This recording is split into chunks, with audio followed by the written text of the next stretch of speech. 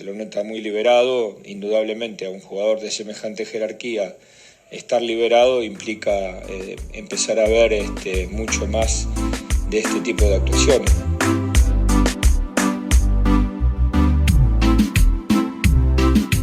An attack-minded performance, a 3-goal first-half lead, and a lopsided victory. This is not the Inter Miami that any of us are used to.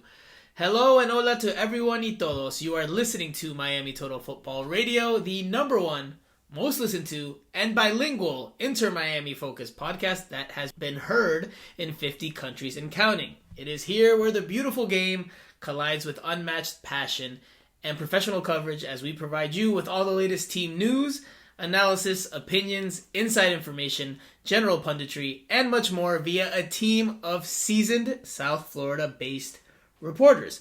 My name is Franco Panizo, the host of this show, and the other three co-hosts that make up the team here are all in attendance. We do have a special surprise. We'll get to that in a little bit. And just to get into it all here, I will start with the squad.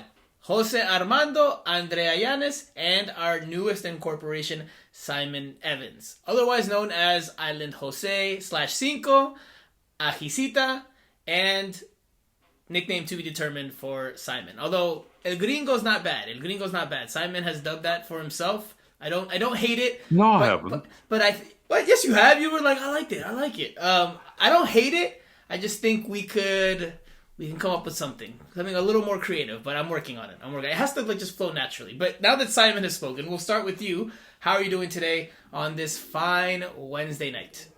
I'm very well, actually, thanks. Yeah, I was just cooking a curry, actually, before this, so I'm a very, very seasoned South Florida reporter. There we go. All right, so Andrea and Jose. We'll start with Andrea. How are you doing today? It's the day after Inter Miami's second consecutive win in the Leagues Cup. Are you rested up? You feeling good? Still tired? How you doing? Hi, guys. I am happy to be here. I'm still tired. I had to wake up and go to the Dolphins today at 8 in the morning, so I am really tired but happy to get to talk to you about what happened yesterday and eager to see what we all think. What time did you go to sleep? Because I imagine by the time you drove home, it was probably pretty late. Oh, don't get me started on that because I'm going to be talking here the whole hour. When we got out of the stadium, like at 11:45, we have to take I-95 to our house, and all lanes were blocked, so we had to go and get down and get to a turnpike, and we got to our house almost at 2 in the morning, so Oof. It was not happy. And by the time you got to unwind and everything, you didn't sleep a whole lot. All right, so you're going to be extra spicy here, Ajicita, I imagine. Jose, how are you doing today? Did you get any rest, or were you also up bright and early like Andrea? Yeah, I was up bright and early. But I usually sleep well. So once I got home, I was so tired that it took me 5 minutes to go to bed, and I was already on the other side. So, but no, yeah, excited to talk about Inter Miami. I feel like we're going to be talking about a different team than what we've seen in the last 3 years. So yeah. Yeah, I'm sure you got some rest because Andrea's usually the driver when you guys drive home into events. Usually she's driving, so I imagine you took a little power nap on the way down. But I won't let you defend yourself. Nonetheless, let's move on. No defending. No defending. I was working on my way down. All right, so we have a special surprise here for the listeners. If you're a longtime listener, you're going to find this to be a nice little treat. If you're a new listener, you'll either love him or you'll hate him. And I'm teasing it by saying him because we welcome back Steve El Primo Brenner to Miami Total Football Radio, his home. Welcome back, Steve. Welcome to the podcast that you helped make what it is today. So how are you doing? How has it been to be away? What the heck have you been up to? And why are you now reappearing at Inter Miami games? How are you doing, mate? Yeah, I'm just going to hold back the tears for a minute. That was very, very emotional. No, I've got a different job now, so I'm like a general sort of senior reporter, so I'm covering all different things. So, good example today. Well, I did the Messi game Inter Miami last night. I was then writing about a cafe owner that threw her bra at Drake during a concert in New York. Oh, she's working for Playboy now, right? Yeah. I spoke to her today. Yeah, Veronica. Yeah.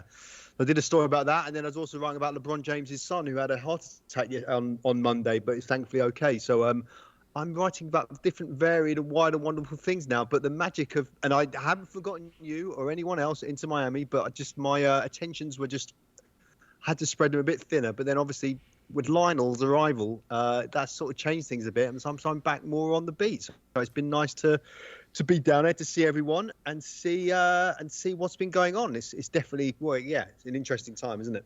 I think you're the first person to call Lionel on this show. I don't even think Simon has called him Lionel. Not even Simon. That is his name, though. I mean, so but Lionel. Leo. Everyone calls him Leo now. Leo, you know, yeah, Lionel. I like a bit of Lionel.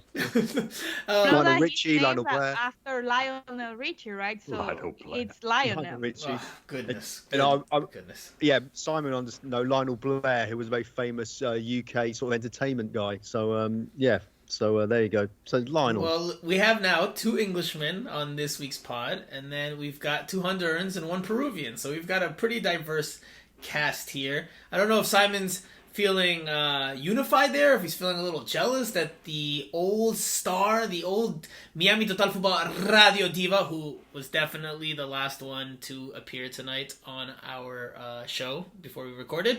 I don't know if Simon's feeling jealous or happy he's got another Englishman there, but anyway, all right, we've got a lot to talk about. I'm absolutely delighted. Why would I not be delighted? That more Englishmen, the better. Yeah, that's it. Yeah. Well, we've got a lot of Inter Miami to talk about, pleasantries aside. We've got this most recent win, the lopsided victory over Atlanta United to talk about. We have to talk about individual performances, of course, including Lionel Messi, or Lionel if you're El Primo. We've got Sergio Busquets to talk about, Robert Taylor and the goal threat that he has become all of a sudden. Of course, we'll talk at the very end about the tickets and pricing and the stadium not selling out yesterday and what that all means. Of course, at the very end, we'll do our beloved Q&A session and our final thoughts, although we might have to make them very brief because there's 5 of us. This is a new record for Miami Total Futbol Radio. So, a lot to talk about. Let's get to it. All right, so Inter Miami hosted Atlanta United in the South Florida side's second Leagues Cup match. A win automatically assured advancement, and Inter Miami prevailed. And they didn't just prevail, they won this one in lopsided fashion. A 4-0 victory. An early brace from Lionel Messi in the 8th and 22nd minutes, followed by a Robert Taylor brace in the 44th and 53rd minutes. Christopher McVey was sent off late on in the 84th with a red card for pulling down an Atlanta United attacker in the box. It was a penalty kick. Drake Callender makes a save. He preserves the shutout, and it is quite the party at Drive Pink Stadium as the team advances to the knockout rounds of this new competition. This was the Inter Miami starting lineup in a 4-3-3. You had Drake Callender in goal. The back 4 from right to left, DeAndre Yedlin, Serhi Kristoff, Kamal Miller, Noah Allen. The midfield 3, Sergio Busquets, Dixon Arroyo, and Benjamin Kremaski. Up top, Lionel Messi on the right, Robert Taylor on the left, and sandwiched in between them, Joseph Martinez as the number 9. So Inter Miami wins this one in, again, or by a large margin, in lopsided fashion. I mean, the biggest talking point was, of course, Messi's masterclass. He got 2 goals and 1 assist. I will start with you, Steve, since you're coming back on the pod here this week. Just how impressive was this performance from Inter Miami's new captain? He was given the armband. Tata Martino revealed that he was given the armband on a more permanent basis, and he got his first start in this one. How impressive was this performance from Lionel Messi?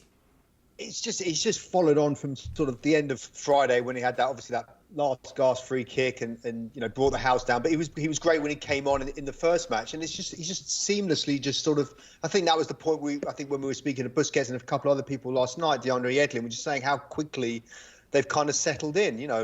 Even last night, he just sort of straight from the off, he was really on it. I don't know if that we didn't know how fit he was. I don't know if it says more about maybe the quality of opposition he was up against, but I thought Cruz Azul, they should have been about 4-0 up by the time he actually came on. or certainly in the opening stages. So no, the way he's settled has been it's been great. But then should we be surprised with one of the greatest players of all time playing with an equally excellent player in Busquets? I mean, should we be surprised? No, maybe not. But it's still good to it's impressive to see them just sort of effortlessly just slip in, and we've completely forgotten they're bottom of the Eastern Conference and haven't won a game since league game since May. So all of a sudden it's happy days. But no, a great start, a great start. But two excellent players that you can just see are just a level above anything else. And I guess once they start playing in MLS, it's going to be interesting to see.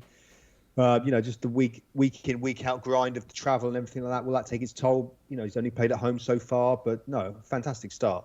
It's been a fantastic start, absolutely. And, his 2 goals helped set the tone for this one. I think it took some life out of Atlanta, because I don't think Atlanta started too poorly in the first 15 or so minutes. I mean, they had a goal called back for offside, and they had some of the game. They had some control of the game. But, after Messi scored the first, and especially after he scored the second, kind of took the life out of Atlanta. Jose, this one is for you, my friend. Obviously, it's Messi. Obviously, you expect him to be at a high level because of his talent, y su jerarquía, his overall experience, know-how, quality. But has this start in these 2 games, coming off vacation, surpassed what your expectations were for Messi? 3 goals and an assist in 2 matches against Mexican opposition and against an MLS team that is middle of the table, middle of the pack in the Eastern Conference. But did you expect this from Messi this early on, or did you think it would take a little bit more time given that he's playing in the South Florida heat and humidity, and again, coming off of a month-long break or so with his family? Well, I expected good things from him, but, I think for me, it's more about, how his teammates have been able to complement his talent, which, there's no question about it. But I think the way that, he was able to connect with Busquets immediately in a different environment and without a lot of training sessions, and how they both together have been able to work with the rest of the team so that, they can lead the way. Because there were leaders already in place in Inter Miami. Maybe, they were not as effective, obviously, because of the results were just not there. But, it did seem like, the players were so welcoming of Tata, his idea, and the trust was there that, Messi and Busquets were going to be able to lead the way. And those 2 things combined perfectly in these first 2 matches. And that's why, to me, it's not as surprising to see him have success here in the States. But what is surprising to me is the way everybody else around him, they just have been able to accept and to acknowledge that, yes, we need to follow him no matter what. We need to trust him no matter what. And this goes not only for Messi, but for Tata, who I think deserves a lot of credit, and for Sergio Busquets, of course. Andrea, you're up next for this following question, but I am surprised, legitimately, that Simon has not yet rubbed it in my face, especially, that Messi played more than 60 minutes, because last week I was telling him it was blasphemy to think such a thing, and yet Messi played more than 60 minutes in this game. I think so. In the 2 matches, he totaled over, I mean, we have to do the exact math, but I think it was 78 and 36, if you don't include stoppage time. So, I mean, yeah, he played over 111, 120 minutes almost. So, Simon, anything you want to say there? Anything you want to say to boast? Yeah, I was right, wasn't it? That's what I'm going to say. I told you so. That's exactly what I'm going to say. No, you were completely dismissive when I said that he would make an impact in the first game, and then they wouldn't be able to resist the temptation to start him in the second. And that's exactly what happened, and quite rightly so. I mean, he looked a bit tired in the second part of it, didn't he? Yeah. And Busquets did as well. I don't think either of them would have been anywhere near ready for 90 minutes of a really tough game against one of the better Mexican teams in this tournament or something like that. But for that game, it worked perfectly fine. The thing that's impressed me mostly about his start is the way he's lifted the players around him. Yeah, the way everybody has instantly raised their game. Playing better. Everyone's playing better. Yeah. It's wild. No, Simon, continue. I'm just saying it's just wild how you see. Like I don't think there were very many players who had a bad game last night. I think maybe Joseph Martinez. I don't know if he had a bad game. He just didn't have a good game. But almost everyone else played pretty well. And it's besides Busquets and Messi, it's essentially the same team, albeit with some tactical differences. So, Simon, continue if you have anything to add. Otherwise, I've got a question for Andrea. No, I think players are realizing, and they said this to us, didn't they, afterwards in the mix zone, that we've got to be up to the challenge here. And so you see people going the extra yard and putting things in. That Robert Taylor's return pass on Messi's, it was his second goal. Second goal. He was at full stretch there. He really wasn't in a comfort. Would he have gone all that way there? Would somebody have been making that run? Would he have known that run was coming if it wasn't for Messi? I don't think so. Same with Yedlin bombing down the right like he's 20 years old again. These things are because they know good things are going to happen. They're going to get the ball back. Things are going to be delivered. So that adds to the sort of level of confidence. So the whole team has been transformed. That's what surprised me. They're playing with alegría, right? They're playing with a joy and a happiness. This is a different Inter Miami. They're attacking, and when you have the ball and you're able to boss possession, you get more touches in. You're having more fun than when you're just chasing the ball and trying to win it back. We'll get back to that in a moment. Andrea, Simon touched on something that I was already going to ask you, but Simon helped me with the transition. Messi did get gassed in this one. He was fatigued and he did come out of the game, which is a rare sight for him in his career. He normally doesn't come off. Maybe it was, for the best because of the Messi masterclass that was on display, and he got a standing ovation from the home crowd. But nonetheless, he was subbed out in the 78th minute? Yeah, 78th minute. What were your thoughts on seeing Messi come out of the game? Because, he does the gesture. I caught the gesture. It's on Twitter if you haven't, because I know the broadcast didn't catch it. But he looks towards the sideline. I was surprised because he was asking since before the last corner kick he took. He was already tired. He couldn't take it anymore. And it surprised me that Tata didn't take him off with Busquets because he was already tired. That is why he had to turn and ask for Tata, and we all saw it that he asked to come off because he was tired since I think the 55th minute. He was not running as before. Mm-hmm. He was already being affected. And listen, I was on the field. He was in front of me, and he was breathing like when we breathe when we are waiting for media availability at 10 a.m. in the morning under that sun. He hyperventilating. Hyperventilating like excessively. I don't think that he imagined that the heat would affect him in that manner. And it really surprised me when Busquets came off and Tata didn't take him off. I guess we know that he calls the shots. And he's going to tell the coach when he thinks he should get off. But it really surprised me that he lasted that long. I think in this game we can see that Messi is going to dominate MLS. I think against Cruz Azul he had a nice game, but not as for me. Busquets was better against Cruz Azul than what Messi did, to tell you the truth. But he had the last winning free kick goal that was a movie ending. But he didn't have as good as a game as he did against Atlanta, and that is because of the quality of the team. Simply, Cruz Azul is a better team than Atlanta. So it was super easy for Messi to get those two goals in the first 20 minutes. And I think that is what we can expect of him in MLS. And it's going to be interesting to see him in this tournament. If they can keep playing rivals from Mexico, it will be better for them, and it will be better for Inter Miami, even if they lose, because that is the only serious competition, according to the level that they're going to get this year. What? Blasphemous. I will say that you touched on an interesting point there, and I'm glad that you were able to provide that insight, because the rest of us sit in the air-conditioned press box and we watch the game from a different point of view, from up above, where tactically you can see things a little bit better in terms of the formation and the movements, but you don't pick up on those little details like you just discussed about Messi's breathing. It's really hard to see that from where we're up in the press box. So I appreciate that insight, and probably insight that you probably can't get anywhere else. So thank you, Andrea, for that. Now, I don't agree with everything you said there. One question, and I guess this is where all of us can chime in, and we'll have a little back and forth here, I imagine. I can't imagine all 5 of us will be of the same opinion. Which game from Messi was better? Which one of the two? Was it the debut with the stunning free kick golazo to put an exclamation on a victory, or actually to give the team a victory? Or was it this performance where he got 2 goals and an assist and set the tone for a lopsided victory? A lopsided victory that, by the way, matched the largest margin for a win in Inter Miami history.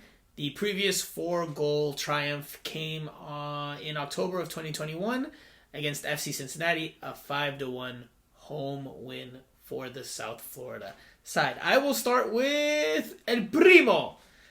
Which game was better, Steve, in your opinion? Don't give me the old school Primo riding the fence. I want a concrete opinion. Which one was better in your opinion? I think Friday night, because when he came, it was 1-1 when he came on, right? It was 1-0, and then they gave up an equalizer. It was 1-0. Sorry, yeah. So it was a much tighter game, and just the excitement of him sort of coming on and being there in the first chance everyone saw of him, and then of course the finish, which was just brilliant. Yeah, last night was impressive. It was also good, but no, I'll if you want me to stick to one, you won't get upset, then I'll say that I'll stick with Friday night, just because it was dramatic. It was just one of those kind of moments you felt, but then going into last night, I was kind of thinking, there's not going to be so many people here, and I know we'll get onto the tickets in a bit, and the first one was great, but then this is just run of the mill. Then we sort of left and went, wow, that was quality, just because he he just helped light up the match really. But I will stick with Friday. I'm with you 100% that I think Friday was the better of the 2 games. I'm not saying by any stretch, before anybody gets it twisted, that he had a bad game against Atlanta United. But I think overall his performance and the way that it ended with him delivering that clutch free kick goal, the golazo, I like how Andrea described it, like the ending to a movie. That sweet finish, the dream finish to his debut at home with a free kick in front of La Familia. I mean, all that you have to take into account and part of the context. Even still, I think his performance in the short cameo that he had, not the shorter cameo that he had, I think he was slightly above where he was against Atlanta United, where, like Andrea mentioned, he tired in the second half, right? So his performance in the second half wasn't to the same level as it was in the first half, where he clearly dominated play or helped dominate play. I'm going to stay in England. Simon, which game was better in your opinion? Which game was better? Yeah, I mean, which game from Leo Messi? The debut or this lopsided victory where he scores 2 goals and gets an assist? They're really different things, aren't they? I mean, I agree with what Steve said, really. I think on Saturday morning you woke up and you still had like sort of adrenaline and buzzing from that, because it was just such a dramatic, historic moment, really, for the club and MLS and everything, for Messi to come on and score that goal and the whole place going crazy and everything. But the Atlanta game was much more an indication of how far the team's come, offered much more of a clue about where it might be going. So, yeah, I would say last night was overall more impactful. Not as dramatic, not as headline grabbing, but the fact that he was pulling the strings completely, what happened with, the transformation of so many players and the way the team was playing. I didn't think after the game against Cruz Azul that, Inter Miami, they're probably going to go and get into the playoffs here. They can go and do this, and they'll probably win the US Open Cup, and they might win the Leagues Cup. I didn't think those things just on the back of a dramatic free kick in a game where they could have been 3-0 down after 20 minutes. But I left last night thinking, yeah, it's not unrealistic for this team to go and win 8 or 9 games out of 12. It's not unrealistic at all. They're going to win the World Cup. They're going to win the World Cup, I'm telling you. The treble is on, as we were saying. Hold on, Simon. We were not saying the treble was on. You said the treble was on. And listen, last time I doubted you on this podcast, you proved to be right. So maybe there's something to that, but I mean that's a big ask. And when you say treble, of course, we're talking Leagues Cup, Open Cup, and MLS Cup. Of course, Supporter Shield is out. Please, out yes, of the I was question. going to say that. That's because out of the people question. here count that nonsense. Simon did mention yesterday when we started talking about this briefly in the press box. He goes, but if they go and win the CONCACAF Champions Cup, which is what I think it's going to be called now, he was like, it would be the quadruple. So, nonetheless, Simon, to make it clear, to make my question a bit more clear, I don't think my question was clear enough in general there with you. Which performance from Messi did you like better? Fridays or Tuesdays? It's just an opinion. Tuesday. You like Tuesdays? Okay. All right. I feel like Jose is going to agree with you because we had a slight little debate yesterday. We didn't go into too much detail. Jose, which game from Messi did you like better? Fridays or Tuesdays? Tuesday. I think that was a more complete performance. Obviously, you know, the free kick on Friday was just magical. It was amazing, an amazing ending. But I thought last night he was just a lot better. He was a lot better. The first half, and again the way he was able to, you know, just dictate the tempo. To me, it was really interesting how, you know, sometimes, you know, his teammates, they just wanted to run and run and run like they're used to, and you know, several times we saw Messi, we saw Busquets just trying to slow things down a little bit.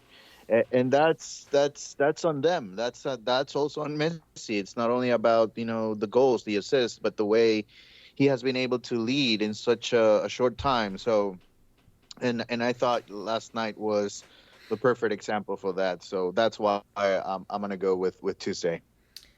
Andrea, what did you think? Tuesday or Friday? You're the tiebreaker, actually. Well, I already said it. It was better yesterday. Yes, Friday was awesome with his free kick and that ending, but the team didn't play as well. They didn't even dominate Cruz Azul the way that Cruz Azul dominated them in the first half. Time out. So, time out. But you can't talk about team dominated performance. Atlanta United. You can't talk about team performance, though. He didn't start against Cruz Azul, so like you can't expect. Yes, but even when he came in, he didn't have an impact. He only had one pass through Joseph Martinez, and the goalkeeper stopped it, and he didn't have any more plays. Like, what plays do you remember from Messi against Cruz Azul? That pass to Joseph Martinez, the through ball into DeAndre Yedlin, some dribbling runs, the one where he did that crazy half turn. Nothing like yesterday. Yesterday was better footballistically for the show and his debut. Yes, his free kick was amazing, ending. But for his performance on the field, he was better yesterday. He dominated Atlanta United like he couldn't do Cruz Azul. I disagree. I think when he came on, and of course, along with Busquets, you can't separate them because they've played together, started together. Busquets had a better game than Messi against Cruz Azul. I don't know if I agree with that. Busquets brought balance to the center of the field, and that made the difference against Cruz Azul, because Cruz Azul were running through the midfield, and once Busquets came in, the team settled, and Busquets helped give a pause to the team, like Jose said, and like they did also yesterday. The team doesn't run like crazy like they did against Cruz Azul, with Robbie Robinson, for example, who was running crazy and was chastised by Messi a couple of times. I saw it. And yesterday they were different because from the first minute they played differently. Because they had Messi and Busquets. They had them on the field from the first minute. So but he had a better performance. No, disagree. He couldn't, even though if he came in the second half against Cruz Azul, Franco, he didn't make a difference on the field. Disagree. He made I disagree. From a free fully. kick. He gave Inter Miami a actual playmaker that could string together passes, that could combine in the attack. But did they take advantage of that? They came in and they tied. Just because his teammates don't finish off plays or don't do it doesn't mean he had a bad game. I thought he had the only two plays. I'm not saying he had a bad game, but he had a better game yesterday. I still disagree. Listen, the only two plays, and I've rewatched the game, the only two plays in which he messed up against Cruz Azul, from my memory, from watching it a second time, were two dribbles where he was a little too casual and Cruz Azul players took the ball away from him. Only twice. Those were the only two plays. But I don't I'm remember not a misplayed talking pass. about- I don't remember a misplayed I'm just pass. talking about the impact that he has on the field. He didn't. If you forget the free kick, if Said No, but you Martinez can't hadn't forget the called a free kick. You can't forget the free If kick. Said Martinez hadn't called the free kick, they would have ended up tied. Like And you wouldn't saying remember any opportunity that the team had, right? saying forget the free kick is like saying forget his 2 goals from yesterday. Like Franco, if you're talking about football, yes, because they couldn't dominate Cruz Azul like they did Atlanta United. So that team played better against Atlanta United. I disagree. When Messi and Busquets came in against Cruz Azul, the tide changed. The momentum of the game changed. Yeah, but they didn't dominate them like they did Atlanta. I mean, didn't you just say Cruz Azul is a higher level opponent than Atlanta, which is arguable? But didn't you just say that? Okay, so then Exactly. So I mean, again, I take the game. I take his performance on Friday. I saw 2 plays in which he didn't do well on. The rest, his passes were on point. He combined well. Maybe it wasn't a foul. I know we didn't really touch on that, Simon, on the last pod. Was it a foul on the play that led to the game-winning free kick? Maybe not. But nonetheless, he delivers in the last gasp play on the last second, and it's not like it was an easy free kick, from in close. I mean, it's not a free kick's never easy, and he delivered. Again, I take his game on Friday against Atlanta United. He forced some passes a few times and lost the ball. Again, second half, you couldn't tell me he played at the same level he played in the first half. Like the first half were an exceptional 45. Second half, he faded as he got tired, which is no crime, but nonetheless. All right, well, I guess you 3 think Tuesday. Primo and I. That's the only reason I brought him on. We say last Friday. I wonder what the listeners think. Let us know on Twitter and in the comment section on this podcast, whether it's on YouTube or Spotify, SoundCloud, Apple Podcasts. All right, let's move on to Busquets. And I'll go to you on this one, Simon, because, I mean, he's obviously a midfield general. He did have some sloppy turnovers in this game that could have been punished. A better team takes advantage of those. I think he had at least 3, if my memory serves me correct. But still, I mean, he's making a big difference as well, right? With his ability to give the team una pausa, some calmness, some composure, not play so helter-skelter. The team at times looked very, very comfortable in possession, even as Atlanta United try to press them and harry them, and they just knocked the ball around with ease. And I think a big part of that is Busquets' presence and ability to link up from the back line forward to the attack. So you talked to me earlier today via WhatsApp about how both he and Messi are doing a little bit of coaching. But if we focus a little bit more on Busquets, just your overall impressions on him after this game that adds to that first appearance last Friday. I thought he was hugely impressive on Friday. I think everybody came away for it going, wow, we've signed 2 superstars here, not just Messi, Busquets as well. Didn't get that feeling as much last night. I thought he looked a little bit off the pace.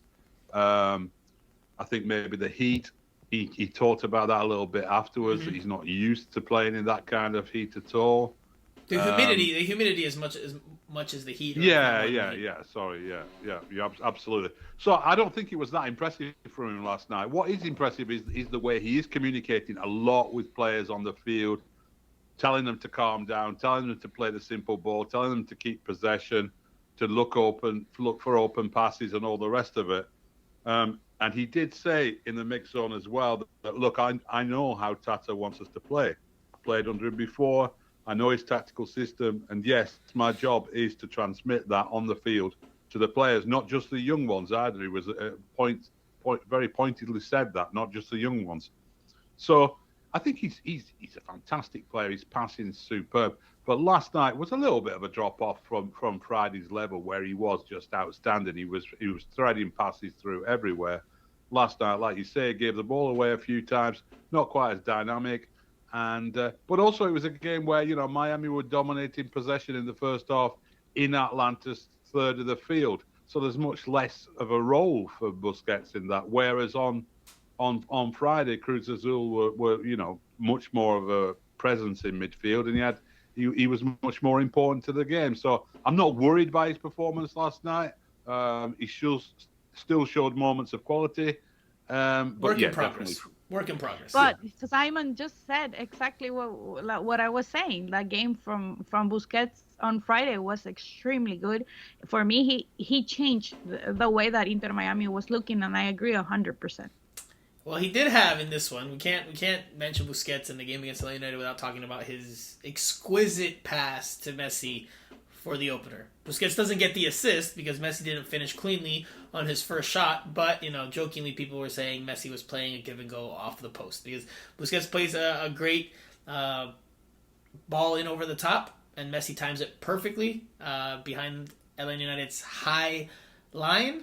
Messi's in on goal, shoots it High off line the... that they completely messed up, to be fair, Franco. Well, they were playing a high line, and Inter Miami took full advantage. Busquets picks out the pass because he sees Messi start making the movement. That intuitive, in sync play from the two of them. Obviously, this is not a surprise to anyone, but it shows that they have that understanding, that they know what each one of them is going to do. They're not two brand new teammates like Messi is with the Robert Taylor, or Messi is with Joseph Martinez, or Messi is with Benjamin Kremaski. They understand each other. They're already on the same page. They understand each other's movements. They understand what each one of them likes to do and are going to do. You can say Atlanta United didn't do a good job at the back with the high line, but the pass is exquisite, and the timing of the run is magnificent. The finish could have been better, but he gets it on the rebound. But if you're Atlanta, what do you do? Do you hold a high line and just try and make sure he doesn't get in behind, or do you let him run at you? It's one or the other, isn't it? It's very difficult to mark him or to man mark him. So then what? How do you combat it? They just didn't do a very good job at it, I guess. But it must be difficult for opposing managers to look at that and think, how are we going to try and stop him? I think more of the errors or the issues yesterday for Atlanta United were that they did not press Busquets. So they didn't get a man on Busquets to rush him into decisions more often. Jose, I don't know if you agree with me on that, but a lot of the mistakes that we previously discussed about Busquets, they were self-inflicted. It wasn't like, someone forced him into a bad decision. Like one ball got away from him, he made a bad pass in another one. It wasn't like he was pressured into these decisions. And I think that's where Atlanta United maybe messed up a little bit in terms of their game plan, because if you let Busquets find his rhythm and find his flow, that's going to be contagious for the rest of the group. And then, of course, it also allows him to pick out Messi like he did on that 8th minute sequence, which, again, before that, Atlanta United was looking the better team in those opening minutes. They were a little more threatening. But after that goal, things started to turn in Inter Miami's favor. Jose, do you agree with me? Disagree with me? Yeah, I think I told you that in the press box. I thought, more than anything, what Gonzalo Pineda needed to do is to find a way to stop Busquets, because he was not as sharp with the ball, but yet he was still affecting the game in a very important way. And so, he needed to find a way to stop him. And I watched the goals early this morning again, and I tweeted this out because I think, I don't want to take anything away from Messi or Busquets, because, if there are mistakes, they deserve the credit for taking advantage of them. But the defending from Atlanta United was horrible. It was horrible. Like that pass from Busquets, he has all the time in the world, surrounded by Atlanta players, and none of them make a move to stop that pass. They're just standing and waiting for Busquets to put that ball through, and then obviously we know what happens next. And similar situations in most of the goals. The fourth goal it's a 3-on-2. All defenders for Atlanta United running back. No player makes a run at the ball. Usually at that point, when you have a talented player like Messi, you have to make a decision. You go for the ball, and it's you can let one of them go. On the fourth goal. Player. Yeah, the fourth goal. Yeah. It's the player or it's the ball, but not both of them. So you have to make that sacrifice at that point. You have to make the decision. But very MLS-like. Everybody's running back. And if you give Messi that big of an advantage, he's going to make the right decision. And indeed, that's exactly what happened. The timing on the pass to Robert Taylor in the fourth goal was just perfect. And if we go through all the goals, the Cremachi assist to Taylor as well. Cremachi wide open in the middle of the box. Yeah, that's. I mean, but I think Jose. I think that's. I mean, that on that play in that sequence, I think it's a byproduct of the attention that Messi draws, right? Because he draws 2, 3, sometimes 4 defenders. In terms of who their eyes are on, right? Well, I mean, that's bad coaching. Bad coaching because I don't know if that's bad coaching. If people just naturally draw to Messi, then I mean, look.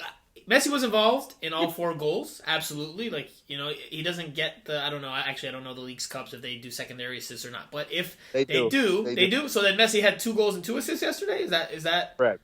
Yes. Yeah. Okay. So all right. So yeah, of course it figures because MLS is organizing the tournament, so it figures that they would stay true to their ridiculous standard of doing secondary assists. So by that, Messi got 2 goals and 2 assists yesterday because he had to pass it to That's Messi. ridiculous, by the way. We've talked about that for years. We've talked about pass it to someone else, and then they passed it.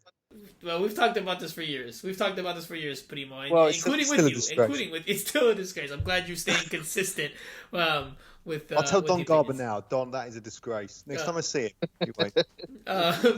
But if Busquets rolls the ball out, if Calendar rolls the ball out to Busquets, who moves past 2 players and then plays a brilliant pass to Messi, who runs through, goes past 2 players and puts it in the top corner, I think they count that. Gets a secondary assist. Yep, I think so. By MLS standards, yes, which is absurd. And anybody who's a longtime football viewer, But Busquets doesn't get an assist for that through ball because Messi hit the post first. Yes, correct. Okay, right. That all makes sense. How can you have 2 people assisting a goal? Well, it's a hockey assist. Anyway, all right. The post got the assist on Messi's goal. Secondary assist. All right. So going back to the 4th goal. Going back to the 4th goal, which I agree with you, Jose. Nobody stepped up on Messi, and I get that they respect him and they don't want to get beat on the dribble, but it's a 3-on-2 numerical advantage for Atlanta United. And nobody stepped up on Messi. Knowing that Robert Taylor's making that sprinting, lung-busting run from behind to give Messi that outlet pass. Just nobody wanted to step up. Nobody said, all right, let me take him on. I mean, again, I think his just sheer presence, su presencia, on the field, that draws a lot of attention. And you could say it's bad coaching. I don't know if I agree with that, man. If it's that player that's that gravitante, a player of that quality who just naturally draws a lot of attention, I don't know if you can put that on the coach. I mean, as a coach, you cannot allow your players to just show. You can show respect. I mean, you can respect Messi, and you should respect Messi. Everybody should respect Messi, but that doesn't mean that you have to strategize around him only, because he's not going to do. He's not going to win games by himself. He's going to need some help. What? So he needs help. He needs help. He practically won this one in the first 22 minutes for Inter Miami. Practically. Okay, so Busquets didn't pass him the ball. I mean, he did, but I mean, okay. Well, that's not by himself. See, it's impossible to make the cross and hit the header as well. That's what I'm talking about. So he's gonna need some help at some point. But if you're Gonzo Pineda, I guess it's understandable that coaches will go now in press conference and will be like, "Well, it's Messi, so what do you want me to do?" But it's about attitude as well. Players need to understand that they still need to play the game. They're not going to go on the field as fans to watch Messi to destroy them. So to me, I give Messi and Busquets a lot of credit. They deserve the credit because they had the opportunities and they took advantage of them. And if they continue to have this type of games where there's no pressure in the middle and they can do whatever they want and dictate the tempo of the game, then it's going to be a lot of fun for Inter Miami fans. There's no doubt about it. So I would expect teams in MLS to make an adjustment. I think as they play better opposition, things will be just a little bit more difficult.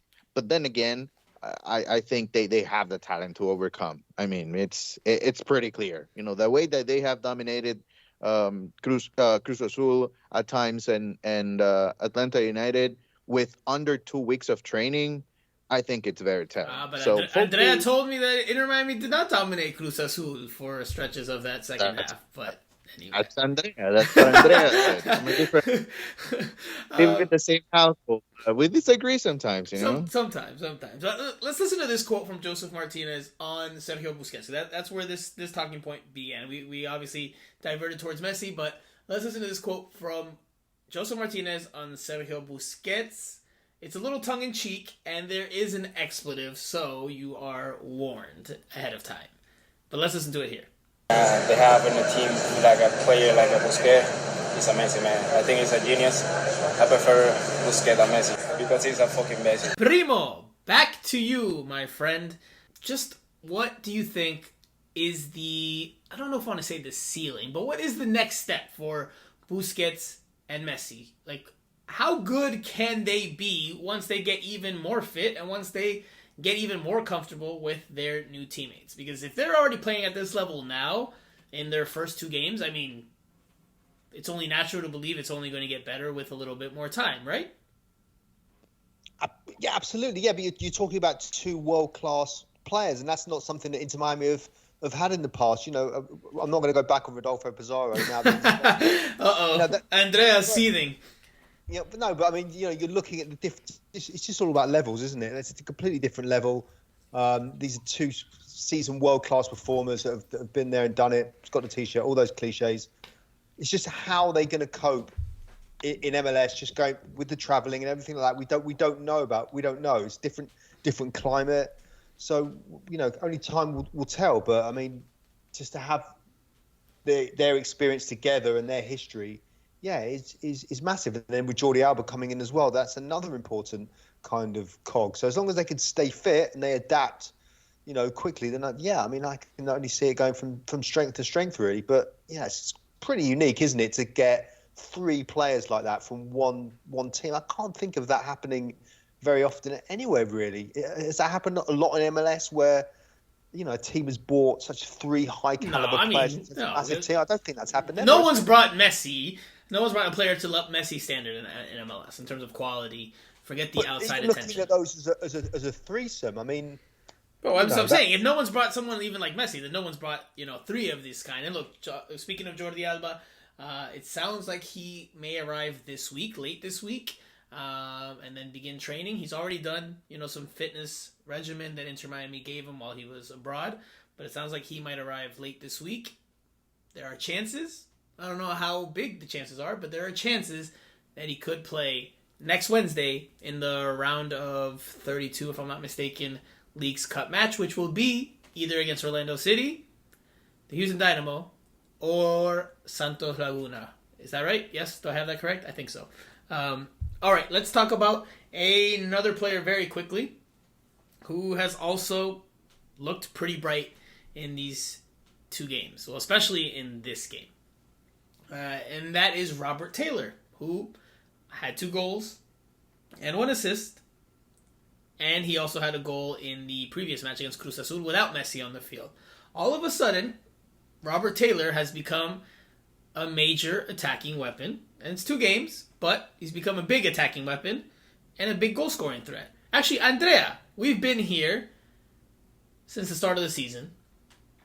How do you explain this all of a sudden, I don't want to say turnaround, but this emergence from Robert Taylor as a potential big piece of the Inter Miami attack? Well, he has a coach that lets him play in his position and not someone who invents and puts him in defense or in a position that he's not suited for. Here we go. There it is. Basically, Tata gave him the liberty to hasn't play. taken long. Hold on, time out. Before, Andrea, sorry. Before you continue, because, you know, Steve kind of took an unnecessary, like, little dig there at Pizarro, who we all know is an Andrea fan favorite. Now, I don't think Andrea's doing this in retaliation. I think she actually believes what she's saying here, like, fully. Yes. And I don't disagree with you.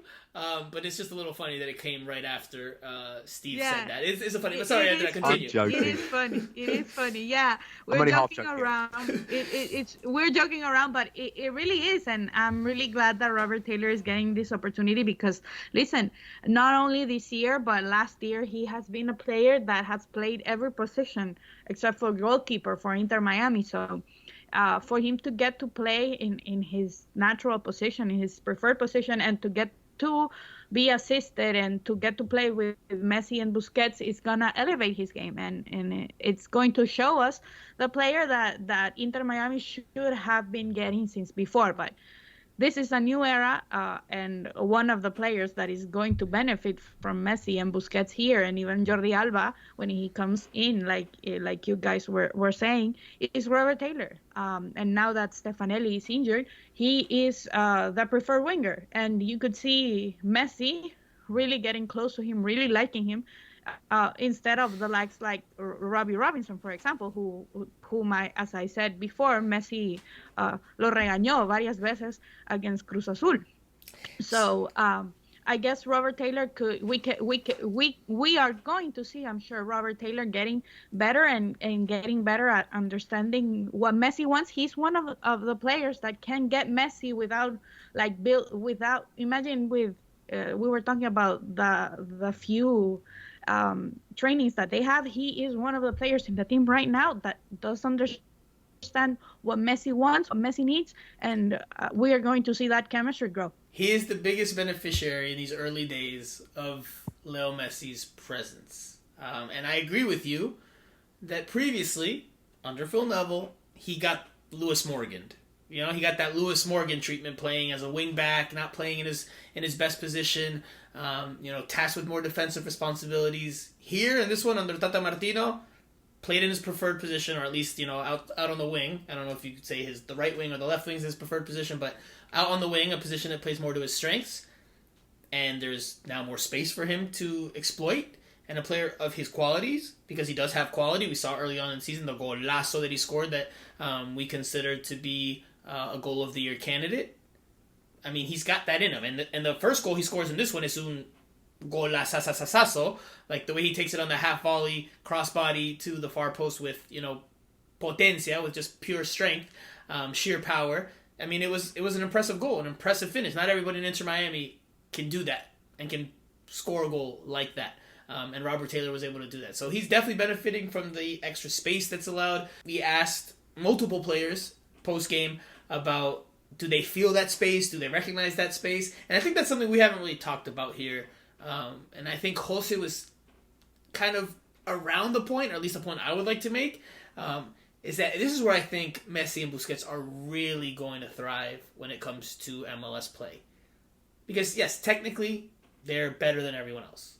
Physically, maybe on par, maybe not elite in terms of physical aspects, but from a tactical and lectura, reading of the game, they're miles ahead of everybody else. And that's why I wanted to play that Jose Martinez quote where he says Busquets is a genius, because they're just miles ahead of everyone else. They see the game way quicker. They see plays unfold way quicker than anyone else. And I think that that's where they're going to really make their money. Of course, they're talented. I'm not taking any away from their technique and their abilities. But I think that is where they are, light years ahead of most teams in MLS. I think, Jose, you touched on the defenders, going towards Messi, and then on that fourth goal, the 3-2, I just don't think they have that reading and understanding of the game to make the right play, where Messi knows exactly, all right, I'm just going to keep dribbling forward because you're giving me that space. And Messi, you saw, especially in the first half, something Simon and I spoke about yesterday at the stadium, is that both Messi and Busquets, they're doing a little bit of coaching out there. They're pointing to players where to pass, to find the empty space or the open man. There was times where there was one play in the first half where Sergi Christoph is on the ball deep in Inter Miami's defensive third as they're trying to build out, and he had nobody in front of him, but he was looking for a pass and surveying the field, and Messi waves at him to dribble forward, and Busquets starts dribbling forward and taking that space before then passing the ball. So both of them, again, they see the game in a completely different way and at a completely different level, which is going to bode well for Inter Miami, especially as more and more players get on the same page. Very quickly, I just want a quick name from each of you, because we've talked about the players that shone brightest or have shown brightest during this stretch, and we know Drake Callender in goal. He's been superb all year long. Give me a name of another player that has impressed you during these two matches. Just a name, We'll start with Simon. We're not allowed to say Robbie goal, yeah? We've just done the... No, yeah, we just did Robert. Yeah, no Robert, no Messi, no Busquets, and no Drake Callender. Give me one of the other role players that have impressed you. Just a name. Yedlin has. He really has. I think he looks like the Yedlin of old again. He's come alive. All right, now Jose. I think Kamal Miller. I think he's going to really help this team. And take some of the pressure off Busquets. To going all the way to the back to start the build up. I think Kamal Miller can be that player. I think he'll be even better once he gets some rest, which it might be happening right now. He won't be playing until next Wednesday, so I think this is a good time for him to get some rest and get back on track because he made some mistakes, but I thought his play was good, and once he's able to get that chemistry with Busquets and understands the way he wants and where he wants the ball, then I think it's going to be very, very good. But I still, taking that into account, I would say he had two good games. Andrea. Jose stole that from me. I told him that today. I told him that. But he said you guys are two different people, and you guys think different. That's what he just said. He stole that from me. Right. He stole that from me. But yeah, I agree with him. I think Kamal Miller is going to be very important. I think he is tasked by Tata and Messi and Busquets because they see him as that player that can come out from the back and create games. That we saw that, especially yesterday's match, that they were touching the ball a lot with him and Busquets and Messi. So I think he is going to be an important piece in this defense, especially, and in the chemistry that he gets with Busquets and also with Messi. I think they both do see him and do trust him that he is the most solid one of that back line. Primo, you're up. And don't copy anybody's answer unless you really, really, really think. Well, I think Joseph Martinez has looked pretty sharp. I've never really haven't really seen too much of him in the flesh. Came on as you a sub. have to be kidding. I know that one. That's an interesting take. You have to be. He was good last night. I thought. Was he good? I literally said earlier. I mean, this is my opinion, not your opinion, but I think he was, of the starters, probably the weakest starter in the bunch. He did okay. I mean, he did okay. He was in and around the box. I think that's an interesting front three, isn't it? Messi, Martinez, and Robert Taylor. Jose cannot disagree with you more because he was saying Joseph Martinez. Martinez. That's a massive upgrade from some of the other nonsense. Believe it. Hold on. Let's go to Steve. Let's let Steve finish out his thought. Oh, that's a massive up. Whatever you think, I mean, that's a massive upgrade from the stuff that maybe happened last season or the season before that. I mean, that's got to be the strongest sort of front line. It's a little bit unorthodox, I guess. You say that Robert Taylor wouldn't always put him right there. You probably put him in wide midfield, but I'd be happy with that on Football Manager for sure. Yeah. Oh, we haven't even talked about your Football Manager career, if you're even playing anymore these days. By the wayside, man. I've actually got a job now, so I've got enough time for that. A little throwback for the old school listeners. Hold on that Jose, because Jose said you've got to be kidding me, Jose. Why do you disagree with that so strongly? Because listen, last night you two even said it. I think on the one shot that Joseph Martinez actually had, that he shot it, wide and over the goal in the first half. The dummy for Messi's goal. The dummy, beautiful dummy. Jose, why do you disagree so strongly? Quickly. No, just because I think Joseph Martinez was just on the field because Inter Miami needed 11 players to start the game. To be honest, if Inter Miami plays without Joseph Martinez, they probably still win the game 4-0. No, he was not the maker at all. He's Messi's friend. And that's why Jose, the thing is that when you play with Messi, that is sort of what happens with a number 9. When you see Messi, and that's why it became like a moda. How do you say moda in English? I totally style, a fashion, a style, a trend. Because he couldn't play not even with Eto'o, not even with Ibra. he couldn't play with a pure nine. It didn't. The nine was completely forgotten, and maybe Luis Joseph Suarez. is willing to play the game. Yeah, Luis Suarez is the exception. Once he got to Barcelona, but if you see when Messi started winning with Barca and Pep Guardiola.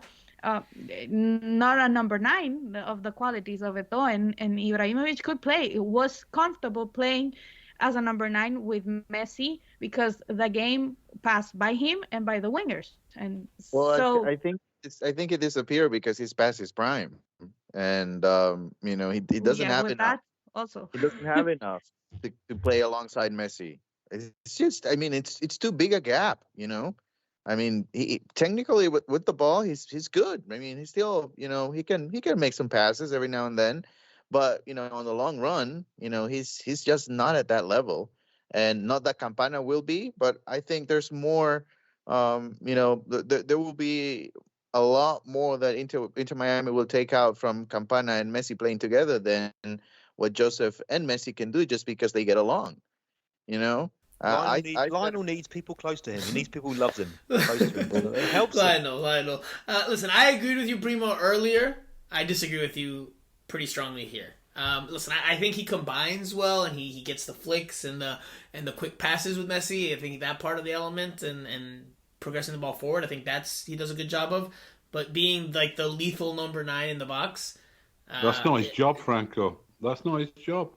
Which is not his job, to score goals? His job is the first part you just described. No, I would disagree with that. So his job's not to score goals. The job is for Robert Taylor to score goals every game and not the number 9? I would disagree. Doesn't matter who scores the goals. This won 4-0, so we're not worried about goals going in, are we? With Messi and Robbie banging them in everywhere. No, the number 9 in that system, the way they played it last night, he didn't play it perfectly. But what he's doing is he's moving about and stretching and helping create spaces and leaving gaps for Messi and Taylor to move into. And that's what he was doing. He was playing almost like a false 9, really. He's not going to... Exactly. That's the system that Messi likes. With two players like that, they're not out-and-out wingers. Robert Taylor wasn't playing as a winger. He was playing as a left-sided attacker who's cutting into that inside left part of the box where his goals came from. That's his job, to get into there. Messi's on the right-hand side, cutting in, going where he wants, doing what he wants. And Martinez is there to be a nuisance in the middle and stretch people about and move. And, yeah, you want him to get goals, obviously. But I do disagree. Simon, with...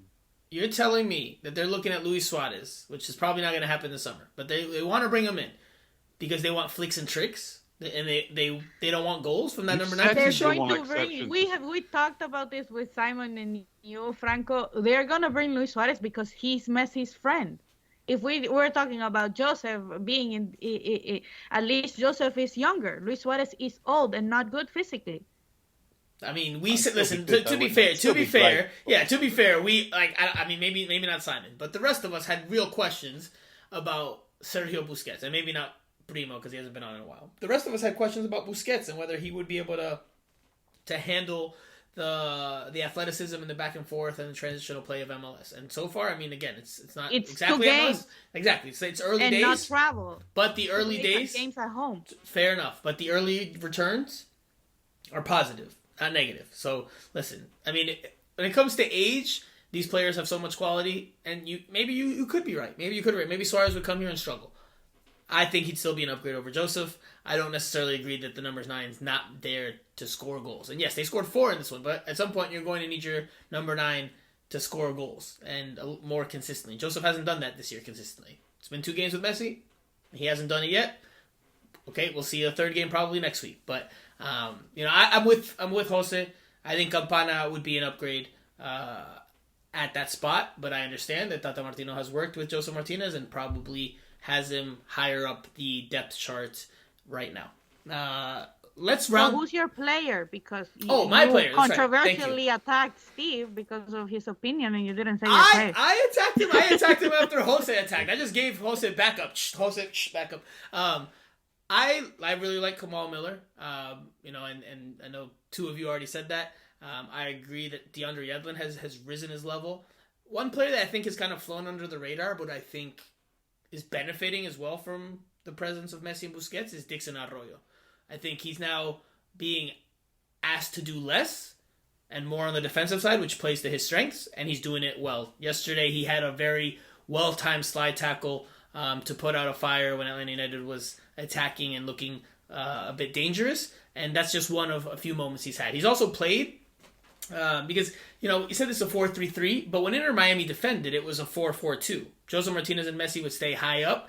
Robert Taylor would drop in on the left side of the midfield, and Dixon Arroyo would push out to the right side of the midfield to help cover DeAndre Yedlin, who's not the strongest defender, right? Defensively, he's not the best at marking. And then you had Busquets and Kremaski in the middle. Arroyo's been playing this right-sided defensive midfielder role even since the last 20, 30 minutes of the game against Cruz Azul, and I think he's done a good job at what he's being asked to do. He's not being asked to be flashy or sexy or to score goals or get assists. He's there to break things up and progress the ball forward or pass it to Busquets and let Busquets work his magic from the midfield. So I think Arroyo's quietly under the radar, been performing at a better level. But if I had to choose one outright, I say Kamal Miller. Kamal Miller has been pretty good. All right, we'll leave it there for on the field. Let's quickly go off the field because we've seen celebrity sightings, more celebrities in the house on Tuesday night. Who were some of the luminaries? Los espectadores de lujo. Well, you had DJ Khaled, you had Diddy, you had Rauw Alejandro, who is a bit of a controversial figure right now. Who is canceled? And you had Camila Cabello. Those are some of the famous people that were in attendance for Tennis. You also had, I was going to say, you also had Diego Schwartzman and Victoria Zarenka from the tennis pro. There was a great clip with Schwartzman. See, Schwartzman was talking to Messi while he was on the bench. So that was also cool. Yeah. The great and the good of tennis. El Peque. So this has become a spectacle. Again, early days. We'll see if that sustains itself. But early days, it's become an event to come to a game at Drive Pink Stadium in Fort Lauderdale to watch Lionel Messi and co. Now, in terms of the stands and the fans that make up the majority of the people attending these games, yesterday was not sold out. And Inter Miami, during Tuesday afternoon, put out a post on its social media handles, definitely on Twitter, definitely on Instagram, with a picture of Messi and Busquets' jerseys in the locker room, practically and pretty much confirming the reports that both of them were starting. And it was like, I think the captions would tell me like, the Magic starts tonight or something like that. And it was like, last chance to get your tickets to tonight's game. To me, it was a clear attempt from the team to try to do one last push for people to go get tickets, to be like, hey, Messi's starting tonight, it's worth it. But if you looked at Ticketmaster, the cheapest tickets available on Ticketmaster were $180. That's before taxes, that's before fees, before everything that Ticketmaster adds on. So you're looking at $200 plus for one ticket. Yesterday did not sell out. It's a midweek game. Midweek games for MLS teams, regardless of the competition, unless it's like a final or some big one-off event or a rare match, they're harder to sell than a weekend game, right? People work the next day, people go to school. Well, we're in summertime, but you catch my drift over the course of the year. Nonetheless, Jose, back to you. How concerning is it that the game wasn't sold out for Leo Messi's first start?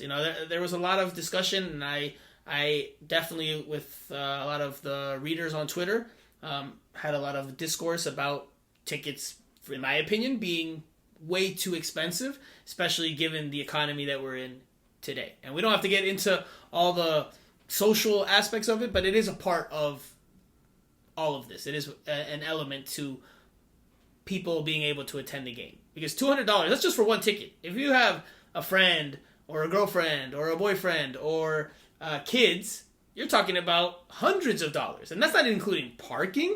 That's not including any concessions. I mean, it's a pretty expensive event to be able to go to an Inter Miami game these days. So, Jose, what are your thoughts? I don't know if concerning is the right word, because it's an easy fix. Just lower the prices and you'll have a full stadium. So I think it's an easy fix to the problem. But it is it is surprising to me a little bit, just because, before Messi's arrival, one of the talking points was the stadium is too small. They have to play at a Hard Rock Stadium.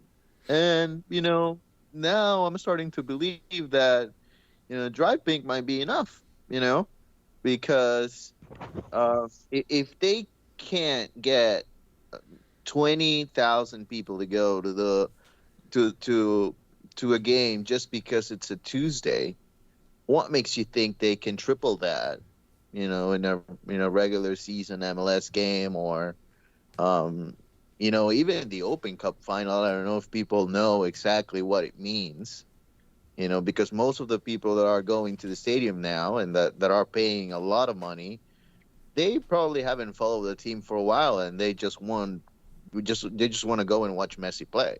I know, a family of three aren't going to spend $180 a ticket to go on a Steve, no, you have a missus and you have a daughter. It would cost you literally at least just for tickets alone $600 plus. No, it's way too aggressive. Plus whatever parking, if you park, if not you Uber or whatever, Lyft.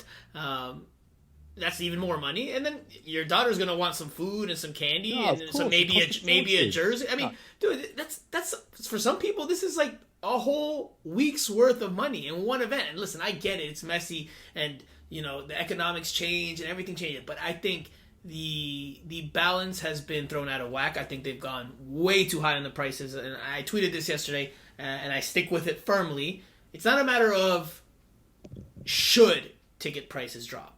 Or that they should. They have to. Because the people that can pay these exorbitant prices on a consistent basis aren't going to go to Inter Miami games on a consistent basis. They'll do it every once in a while, and just because it's the cool thing to do. But the people that are willing to go consistently, they cannot afford this. Just generally speaking, and I'm talking on a majority, they cannot afford these prices. And that has to change. That has to change. The club will be doing well, definitely now on a corporate level. I bet all the corporate packages are being snapped up, and they can charge P Diddy whatever he wants. But they'll definitely would have taken note. You hope they would have done definitely the swathes of empty seats, a lot of empty seats in front of the press box. And yeah, people look. If you initially want to rack the prices up, but I think a couple of days out, if you see that they're not selling, you surely got to reduce them. But they are going to price out the local fan, which is a shame. The fan that's going to consistently go to games. The fan that's going to, after Messi and Co leave, still be around. If you keep them around, if you isolate them, I think you're doing yourself a disservice. We'll have to see how it pans out. Are they going to charge $180 a ticket when they're playing San Jose on a Wednesday night? I mean, exactly. That's what I said. I don't know. You could do it against Cruz Azul because it was something different. It was Messi's debut, but not against an MLS rival, because then this is going to happen. And it was very unfortunate to see the empty seats, and also to see people that can afford it, because then you have to pay $40 for parking. You have to pay, as you were saying, $180 a ticket. It is really too much. I think it's really too much, because when the Heat had the big three, yes, prices went up, but if you wanted to go to a 400 level to a game, you could attend. Of course, they have more games, but a team cannot survive here in South Florida without people going to the stadium. And these tourists and the people that want to see Messi right now are not gonna go every day, as Steve is saying. Imagine they play San Jose or they play Colorado Rapids. Who the hell is going to go? No one is going to go to the stadium. I don't know if no one. Someone's going to go. People will go. Listen, but I do have friends and I do have family members that have regularly gone to games or have gone to games in the past. And when they have found out the prices, they're like, I'm not going, because it's just too expensive. Let's not kid ourselves in what economy we're in today. Not everyone's making. What was the cheapest ticket? I just told you. $5. When? For yesterday's game, it was $180. No. Before. Oh, I mean. I guess that's. No, but I mean last night. No, 180. Right. 180 before the Ticketmaster fees, taxes, which again get to over $200. So, I'm curious to hear Simon's thoughts. Is I don't think we've really talked about this. We've really focused more on the field aspect. I do have one final question before we wrap up the segment. related to fans, but not to this exact topic. But Simon, very quickly, your thoughts on the whole matter. No, I agree. It's obviously too much, isn't it? I mean, I think they priced the first game as though it was a concert. Yeah, I mean, if you want to go and see like a reasonably famous act perform at any of the arenas in South Florida, you probably are looking for for a reasonable seat at somewhere around 180, 200, aren't you? But you can't do that every week, obviously. They should have dropped the prices for this one. They have to drop it. Otherwise, you know what? They start getting a lot of, if there are, and I started thinking before the game when all that stuff was going on Twitter, we're going to have like half empty stands here. The whole world of like soccer on Twitter is going to be ripping into Miami. Those pictures will be doing the rounds, and it looks awful for the club, And it's not what Jorge Mas wants from it all, is it? He wants to be like, the man of the people and everything. Well, the man of the people doesn't price his tickets at $200 a game. So sort that out. I mean, yeah, it's just too much money, isn't it? By the way, I don't think the concessions thing, you can count that in the calculation because, if you haven't got much money and you're going to watch Messi, just have a sandwich before you go. But the parking There's your nickname. There's your nickname, a sandwich. $50 for parking on that is outrageous. That is outrageous, the parking. I couldn't believe it when I drove past the sign for that last night. That's just a. I mean, it's not even a proper car park anyway, is it? Just so it's clear. Not even a proper car park. Just so it's clear. Hold on, guys. Just so it's clear. So it doesn't sound like we're complaining on our behalf because as media members, we don't pay to get into the stadium and we don't pay for parking. Generally, like this is literally just our opinions for a lot of you listeners and just the fan base in general. I think it is absurd. I get why the prices have risen, but I think it's gone far too high. And I think Jose's point is the most accurate point in the whole discussion. The reason why these new stands in the northeast and southeast corners have been propped up is because it was expected or it was done to meet the higher demand from fans. But if fans aren't going because tickets are too expensive, then what was the point of putting those stands there? I mean, I don't know what the percentage was yesterday. I don't know if we got an attendance figure from Inter Miami. 19,000. 19,000? 300. Announced out of 22 about is the capacity. I mean, I would say what? How full was it really? 90% full. 90? I would say 75. I don't know. No, it's too. That's too low. Come on. I don't think Jose. I don't know. Yeah, 85. Yeah, maybe 85. I think. But if the tickets were half the price, they would have sold out. It would sell out. So they know that. Mm-hmm. They know that. So maybe they're just testing the water. Let's hope that they're sort of testing the water, and then they'll have a good chat about it. I'm sure it's in their inboxes, isn't it, to talk about. So if it was $60 at Hard Rock, they'd get 45,000 at least. Yeah. No, I mean absolutely. But then you have more tickets, so you're making you're making up in more tickets what you lose in face value, right? So, but anyway, it wouldn't be a great look if they get 45 at Hard Rock. Well, honestly, I don't disagree with that. I disagree with that. 45. I think so. Yeah. I've been there. I've been there when there's been like 65,000. But I mean, you could just not open that top tier. I think that's fine. I think if you're not going to be capable of filling Hard Rock, then just lower the prices and stay at home. You'll really have a home field advantage of sorts. Because at Hard Rock it's a different stadium. Then you're jeopardizing as well the performance. Players are not as familiar with the field, and there are so many other things that go around. Inter Miami playing at Hard Rock. Talk about concessions like you were just talking about. There's so many other things. Parking. They are pretty much in control at Drive Pink. So I say if they can get close to 60, where you can actually make a difference, and it will be a story if you are able to put 60,000 people to watch Inter Miami, then just lower the prices, man. It's an easy fix. It's an easy fix. Just lower the prices. Let people enjoy the game. That there are several people that that went for the first 2 years, 3 years, and with the full family, and now they just can't do it.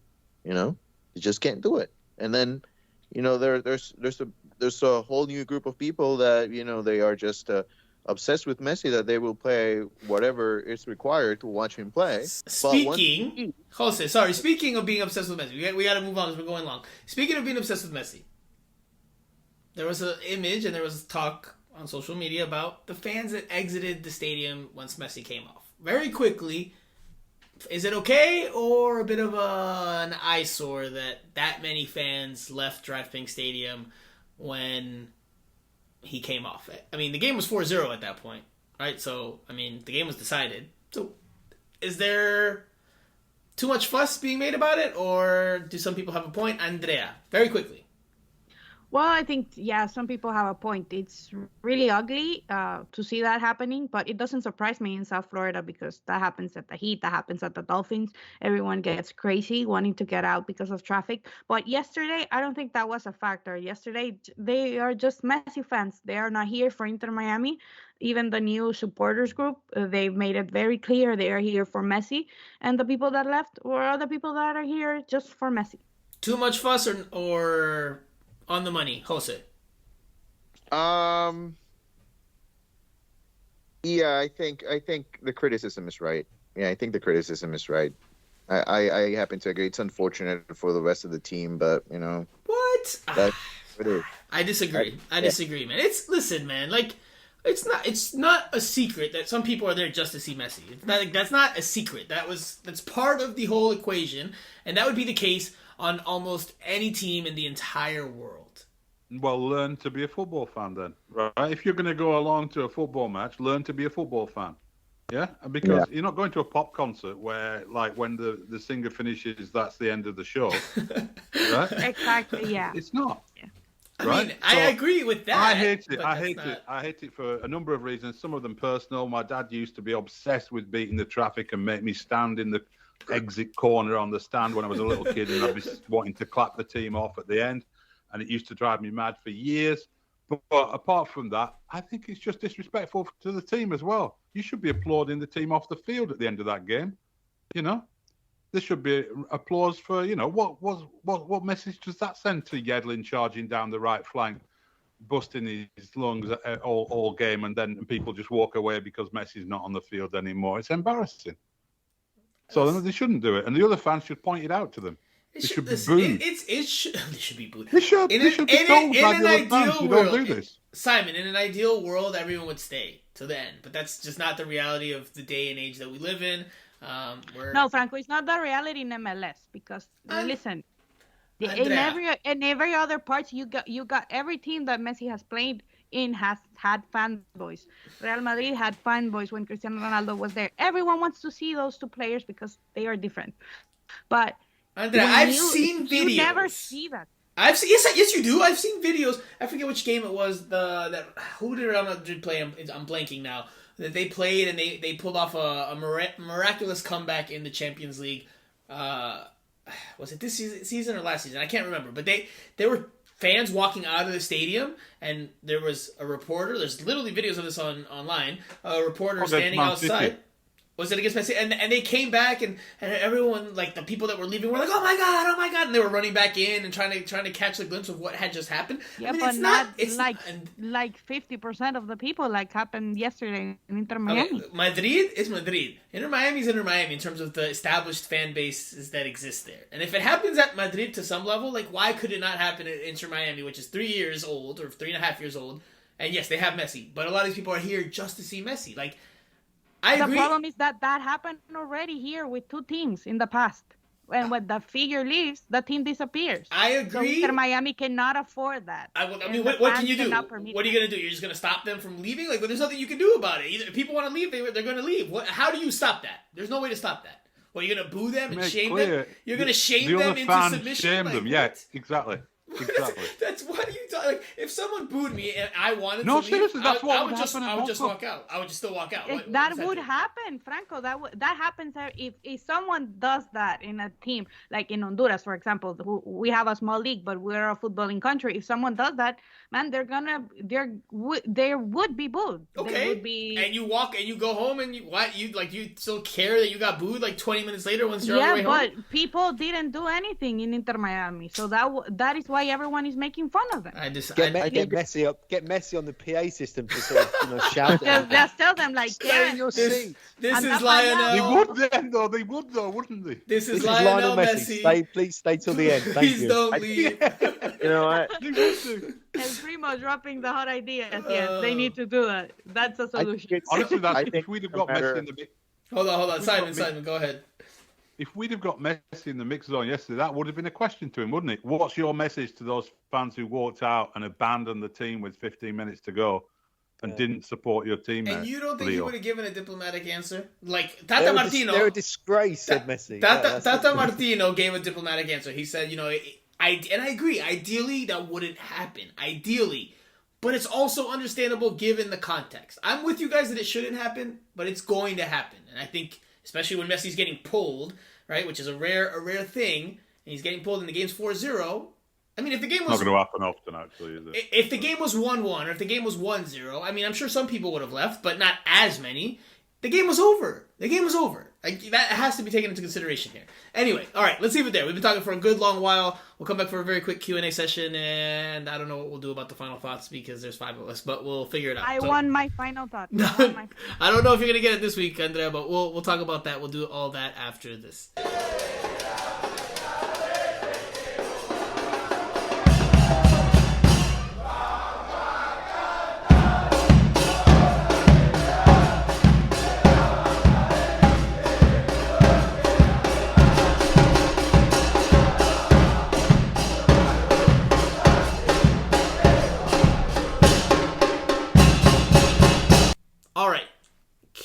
For the Fab Five.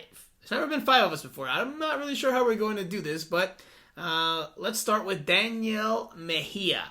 He says, if Drake Callender is this good, do you see him moving to Europe? That's his first question. Then he has a second one. If you could only go to one Peruvian restaurant in South Florida, where would you go eat? So I'll take the Peruvian restaurant one. That's my wheelhouse. I'll split it into Broward County and Miami-Dade County. If I was going to somewhere in Broward, Mancora Ceviche Bar. There's one in Coral Springs, and then there's another one on Fort Lauderdale Beach, like on the beach. And that's the second one they created. Very, very good. Service a little bit slow at the one on the beach, but food is very good. If you're taking me to Miami-Dade and I have to pick where there is no Mancora, I'm going Ceviche 105. There's one in downtown. There's one on South Beach. I think there's one in Aventura. There's one in Aventura Mall. Yep. So there's a few of them. Simon, look at Simon, a Peruvian food connoisseur. Simon, round of applause. Every year for a wedding anniversary with my wife, it's ceviche. Yeah? 105. Yeah, absolutely. Very nice. Look at that. A man of excellent taste. I knew I liked you, Simon. All right. We'll go to Jose for Drake Callender. If he's this good, do you see him going to Europe? I mean, I think the easy answer is yes, right? Not yet. I think there's still... I think it needs to play at least one more season, if not 2, in the States. It didn't say right now. It didn't say right now. He says, do you see him moving to Europe? Oh, in the future, yes. I can see that happening. Yeah, I can see that happen. I agree. Yeah. I agree. Yeah. All right, Andrea, this one's for you. From Beef, the famous Beef. Rumors of Suarez not available until December. Are these true? If so, what is the future for Campana? His bell seems to have been ringing less since Tata came and Martinez picked his game up. Well, I don't agree that Martinez has picked his game up. It's just like his friends with Messi, you know. They're calling him. I heard someone in the stadium yesterday, and I died laughing, calling him the Rodrigo de Paul of Inter Miami because of him being Messi's friend. But no, in seriousness, I understand Tata starting him because he knows him. But for Campana, it's a tough situation. I think if they were planning to bring Luis Suarez is able to get free from his contract at Gremio, it doesn't seem likely to happen. We only have like 4 or 5 days left on this window. I don't think it's going to happen. But if it does happen, I think they're moving on from Campana, and that's the reason, one of the reasons that he doesn't play, because I think he knows that he's being looked at as a possibility them to trade him, for them to pass on him, even though he's young, even though he is a designated player for them. I think he knows that. So the situation with Campana is really unfortunate. I think if you ask me, Luis Suarez comes right now and he gets free of his contract, I think Campana would be leaving Inter Miami. So I'll say this before we wrap up with Primo, and that is that I'm of the idea and belief, like Jose is, that Campana is the better of the two strikers today between he and Joseph Martinez. However, and I do think he'll have his chance as a starter to make his case. However, if that chance doesn't come, or if he doesn't make the most of whatever chance he gets, then I think his future here could be short-lived. Because if he's not going to be playing a whole lot, well then, I mean, he's excess and surplus to requirements. And with a young DP spot, I mean, you could do more with that if you're Inter Miami. And he's going to want to be playing as well. So, if he's the backup option and then you're possibly bringing in Suarez in the winter, I mean, maybe Campana won't be long for Inter Miami if things keep up in the way that they are right now. Because, ever since Phil Neville left, Campana has been the secondary striker option by and large. But anyway, all right. Primo, you wrap up the Q&A session with this. Joseph E., I know we're all crazy for Messi, but I want some info on Miami Freedom Park. I thought we would have started already with construction by now. Any update? Joseph E. also adds, midweek games to Fort Lauderdale is a tough ask, especially if you're going to be charging $200 per ticket. Shake my head. So Joseph E. chiming in there what we said at the end of the last segment, expressing his frustration and disappointment with those ticket prices. But Primo, the question is about Miami Freedom Park. Anything at all you can update us on, or anything you want to share? I mean, you're a man who, as you told me yesterday, goes where the news is. So what can you share with us? If I go where the news is, I don't think I'll be going to Melry's golf club. No, Miami. I mean, correct me if I'm wrong, but I don't think anything's happening. It certainly hasn't started anything, have they? So look, I haven't dug into it. You guys maybe know a little bit more than me right now, but no, they still haven't started building. I mean, we talk about ticket prices. How much is it going to be for the first game in in the new stadium when Mbappe, Suarez, and a 48-year-old Lionel Messi play? He's got no idea. But no news as from what I can see. So then that does it for the Q&A session. We'll leave it there because we're going long, and I don't think we're going to have to do a final thought for the five of us.